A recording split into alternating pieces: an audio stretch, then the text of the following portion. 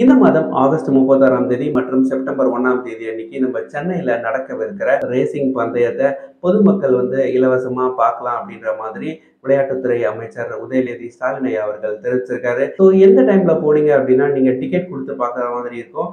எந்த டைம்ல போனா நீங்க ஃப்ரீயா இந்த கார் பந்தயத்தை பார்க்க முடியும் அப்படின்ற தகவலை ஒன்னொன்னா சொல்றேன். ஆகஸ்ட் 31 மற்றும் செப்டம்பர் 1ஆம் தேதி அன்னைக்கு நம்ம சென்னை நகருக்குள்ள கார் ரேசிங் போட்டிகளானது நடைபெறுது. இந்த கார் ரேசிங் போட்டிகளை நீங்க லைவா பார்க்கணும் அப்படின்னா ஒருத்தருக்கு ஒரு 1000 2000 ரூபாய் வச்சாதான் உங்களால நேர்ல போய் பார்க்க முடியும்.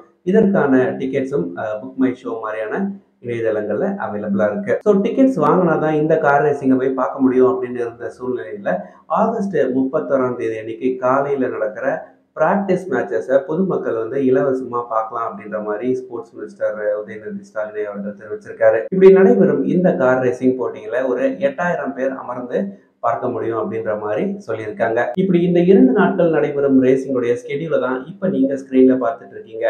ஆகஸ்ட் 31ஆம் தேதி அன்னைக்கு காலை பிராக்டிஸ் மேட்சஸும் மதிய மாதிரி தகுதி சுற்றும் இரவுல ஆக்சுவல் ரேஸும் நடக்க போகுது. 2024ஆம் ஆண்டுடைய ஓவரால் ஸ்கெடியூல்ல ரவுண்ட் 2 தான் ஆகஸ்ட் 31 மற்றும் செப்டம்பர் 1ஆம் தேதி அன்னைக்கு நம்ம சென்னை நகர்ல நடக்க போகுது.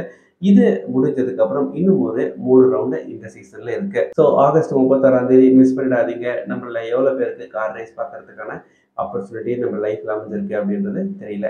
இதே மாதிரி சேனல் இருந்த தகவல்களுக்கு மறக்காம நம்ம சேனலை சப்ஸ்கிரைப் பண்ணி வச்சுக்கோங்க. நன்றி, வணக்கம்.